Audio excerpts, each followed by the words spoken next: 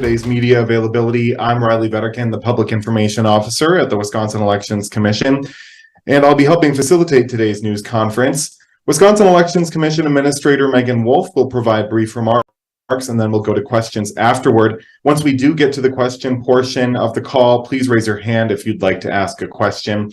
I will now hand things over to Elections Commission Administrator Meagan Wolfe. Meagan? Well, thank you, Riley, and thank you all. Good afternoon. I really appreciate everyone being here. I know that it's an especially busy day to cover here in the state of Wisconsin. I'm Meagan Wolfe, the nonpartisan administrator of the bipartisan Wisconsin Elections Commission. During my 12 years working as a nonpartisan election official, I've learned that when politicians on either side of the aisle are upset with me, it's usually because I will not bend to political pressure. The Senate's vote today to remove me is not a referendum on the job I do, but rather a reaction to not achieving the political outcome they desire. It's unfortunate that political pressures have forced a group of our lawmakers to embrace unfounded rumors about my leadership, my role on the commission, and our system of elections. I've said it multiple times, and I'll say it again. Elections in Wisconsin are run with integrity. They are fair, and they are accurate because they are administered by our nearly 2,000 clerks across Wisconsin. What often gets lost in discussions about my position is what the Wisconsin Elections Commission is and what my role is as their administrator. The WEC is comprised of 6 commissioners, 3 Republicans and 3 Democrats, and they were each selected by their respective legislative leadership. The 6 commissioners have worked with me closely as their chosen administrator for the past 5 years, and I have implemented their directives. All 6 commissioners have expressed confidence in my work. I do not have a vote on the commission, nor can I act independent of them. I applaud the 6 commissioners in their ability to make tough decisions and that their actions are bipartisan. I don't always agree with the direction of the commission's decisions, but my job is to implement their directives, clear and simple. Following the Senate's vote today, my agency, my commission, our legislature, and our state need clarity above all else. We cannot head into 2024 elections without a final determination of where the law stands regarding the correct course for the position of administrator. Because the commission is at a procedural gridlock, and because today's actions by the Senate appear to conflict with the legal opinion of the Nonpartisan Legislative Council and the state's Attorney General, I'm glad to hear that the Wisconsin Department of Justice, which represents the Wisconsin Elections Commission, is taking legal action to ask a judge to affirm my position as administrator. That said, my position as administrator is, of course, subject to removal by the majority vote of the commission at any time. In the meantime, unless a final determination of a court says otherwise, I will continue to serve as the administrator of the WEC. The 2024 election cycle begins in less than 3 months. There is such important work ahead, and my hope is that we will quickly get the clarity that we need from the courts. I will accept the court's final determination, and it will allow election officials across the state to return focus to delivering fair and accurate elections to the state of Wisconsin. And with that, I'd be glad to answer any questions that you all may have. Thank you, Meagan. And if you do have a question, you can raise your hand. You can tap reactions and press raise hand on Zoom, or if you're on your phone, you can press *9. Once you are called upon, make sure that you are unmuted. On your phone, you'll need to press *6 to unmute yourself. And the first question is from J.R. Ross. J.R., you can go ahead.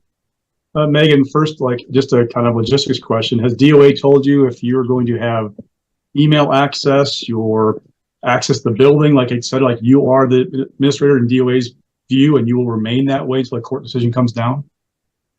That is my understanding, that the Department of Administration recognizes me as the administrator, and nothing will change in the foreseeable future until we have a court determination. Thank you, JR, for that question. Again, if you do have a question, feel free to raise your hand. You can press raise hand, or on your phone, press *9. The next question is from Will Keneally. Hey, hopefully you can hear me all right. Yep. Awesome. Thank you. So I guess if the court comes back, kind of finding in favor of the state Senate, and we'll have had this period where you were essentially fired today by the Senate, but still working as the head of the administrator, what would you say to assuage anybody who would be concerned by that contingency? Yeah, no, I think that's a good and very important question. And I think that there's such a unique model in terms of how the commission operates, but I think it also safeguards us against situations like this. The decisions are made by the commission, and that's going to continue to be the case. And so when important decisions have to be made by the Wisconsin elections commissioners, they're going to convene in an open session, and they're going to deliberate on those decisions and make them. My job is to implement those directives. And so I think that continues to be a very open, transparent way about how decisions regarding election administration are made in the state of Wisconsin. And I don't see any reason why that can't continue while we're seeking that clarity. And, you know, as I said before, I will absolutely respect whatever the final determination of the court is, even if it is not in my favor. Thanks for that question. And now we'll go to Marcus Arsvold. Hi, Megan. It feels like this has been going on for years. Would you have anticipated when your name first got brought up with election integrity, it would take this long and we'd be where we're at now? Thank you for that question. You know, it is sometimes difficult to wrap my head around how we still are here. Watching the hearing that occurred last week, watching that, so many theories that continue that we've looked into, that have been examined through litigation, through the recounts, through the constant fact checking and information that we're providing because we take people's claims so seriously. It's hard to believe that we're still at a place where those now very well analyzed and debunked claims about our system seem to still be driving decisions that are being made. And so would I have expected 3 years ago that we would still be having discussions like this today, and that the same claims were still going to be circulating and actually being used to drive decision making? No, I think that is quite unbelievable, really, that that's still the case. Thank you for that question. Henry Redmond. Hi, thank you. Ahead of the vote today, Senator Lemieux said that they were taking the vote essentially because people don't have confidence in the election system. How do you think that contrasts with your belief that because people don't have confidence in the election system, you have to give them accurate information? Yeah, you know, and I think that is a good question. And it really is something that I take seriously as well, is we've got to figure this out. And I don't have exactly the answer about how, you know, is there a way to provide information to these folks that have these concerns? Because, you know, these concerns are very real to them, even if we have looked into them, even if we have provided information, even if there are final court determinations and recounts that show that our elections are accurate, we do still have people that are skeptical about the election system. And so I am very committed to finding ways that we can continue to engage with those folks and find a way to give them the information that they seek, that they desire. But, you know, we also need people that have those questions to be asking them and operating in good faith as well. I think a lot of the answers, frankly, lie with our local election officials. You know, in Wisconsin, we're so lucky to have more local election officials than any other state in the entire country. So in every single city, town, and village in the state of Wisconsin, you have an election expert right there. You can actually go and watch all the processes. You can watch the voting equipment when it's tested before election day. You can watch the ballots as they're being counted. You can watch the canvasses as they happen at the municipal, county, and state level, where we double and triple check all of the numbers. You can actually watch those things in every community in the state of Wisconsin. And so, you know, I think there's a lot of work to do, not just in the actual administration of elections, but I think we can't give up in trying to ensure that voters that don't feel confident in the election process, that they're able to gain that confidence through exposure to the process, through engagement directly with the process. And so how do we make sure that people know about those opportunities? But I also think that, you know, to do that, to get to a place where people have confidence in elections, everyone needs to be telling the truth about how Wisconsin elections are run. And I think we have to stop with these innuendos or these suggestions that there are issues where there's not, misrepresentations of things like my position or my role or what I do. We just have to get down to the actual facts about elections. And I think that will go a long way to ensuring that folks can have confidence in the process. And J.R. Ross, looks like you had another question. So Megan, you kind of said in the call that this vote was because they had failed to achieve the political outcome that they desire. Obviously, Republicans, I guess want to ask, what do you mean by that? And two, are you setting yourself up for a political conflict with Republicans? They have that much less faith in the commission because they have a dispute with you. Yeah, I think that's a fair question. And, you know, as soon as I said that, I knew that, you know, I would want to have an answer for that. The political outcome they desired, I believe, is to get rid of me. And the reason that they wanted to get rid of me for political purposes is because I will not bend to political pressure. And I think that I have demonstrated that over my 12 years as a nonpartisan election official.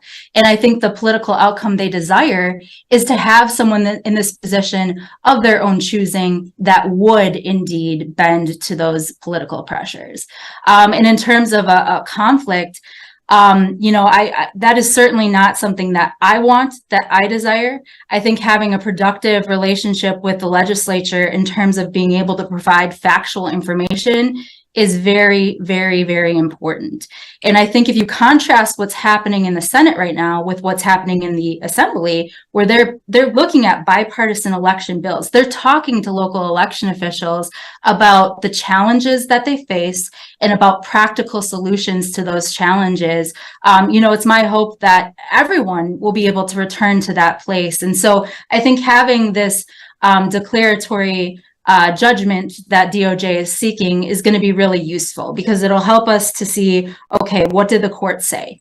Because right now, if I were to make a decision today, it would be giving into political pressure. And so I think the clarity we seek, we're going to get that through the courts. We're not going to get that through the political process. And so having that clarity will hopefully be able to get us back to a place where we're able to focus on the practical challenges, the practical improvements even that are needed to the election administration process, so that we can all be ready for next year. Thank you, JR. And now we'll go to Whitney Wild.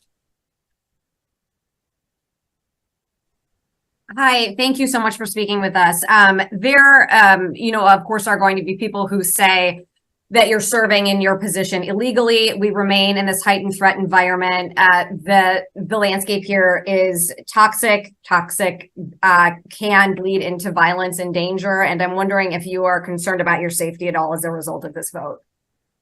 I appreciate that question. And I do think that anytime we see these unfounded claims being made about election officials, not just me, but election officials at the local level, at the county level, about our process, that it is followed by very passionate responses from people that believe that information. And sometimes those can border on threatening behaviors, certainly harassing behaviors. And so I don't necessarily know that this is going to lead to that.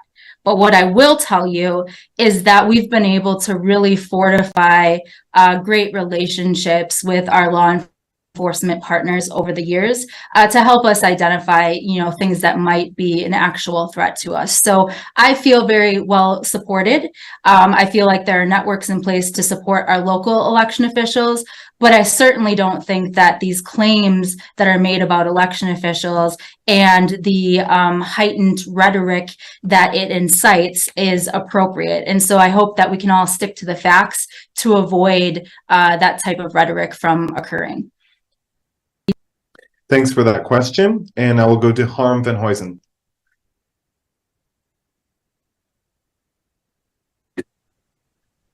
Hey, Megan.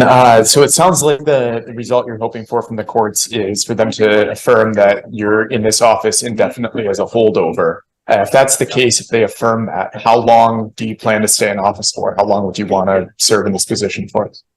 Yeah, that's a really fair question too. So I serve at the will of the commission. So if the 6 commissioners decide tomorrow, or they decide 6 months from now or a year from now that they'd like to remove me, they can do that at any time that they would like.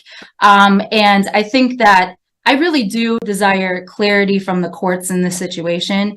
And if they affirm my position as administrator, then there's not a minute to spare. I have work to do. We have work to do as election officials. We've got to get back to work. And this has really been something that has not allowed us to make as much progress as we should be at this important point in the election cycle. So, that is my hope, that we're able to get back to work as soon as quickly, whatever that might look like.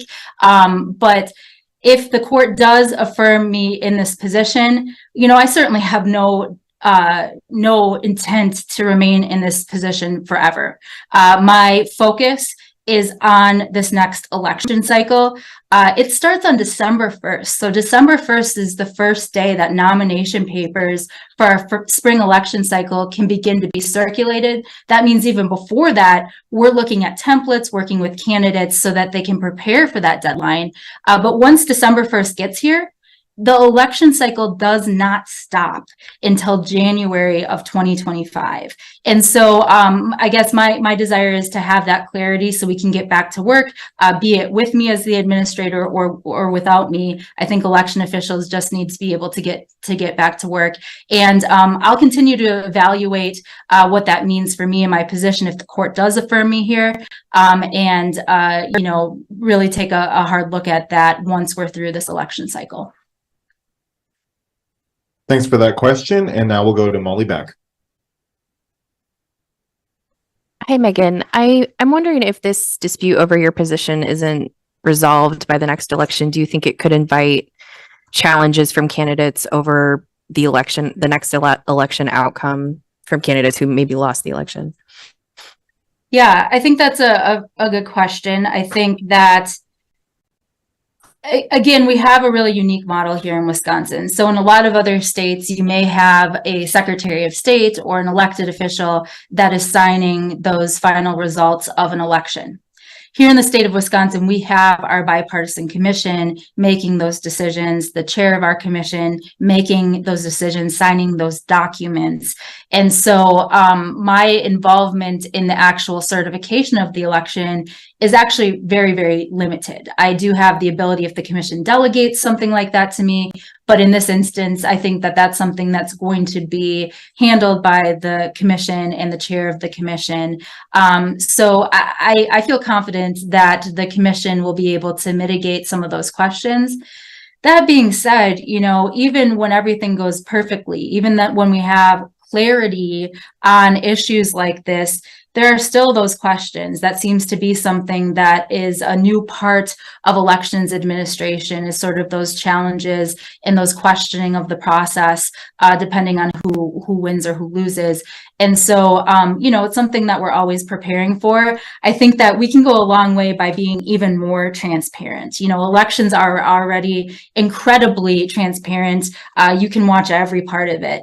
But I think we can do even more to make people aware of those opportunities to engage with their election process, to make sure that people can see themselves, that there are no dark corners or locked doors in elections. And so, I think that we have a responsibility to continue to grow our access to how those decisions are made, and to make sure that people understand how those decisions are made. It's documented appropriately, so when those questions arise, that we have those things to turn back to. Thanks, Molly, for that question. I'm not seeing any other hands raised. If you do have a last minute question here, we'll give you a few moments to raise your hand.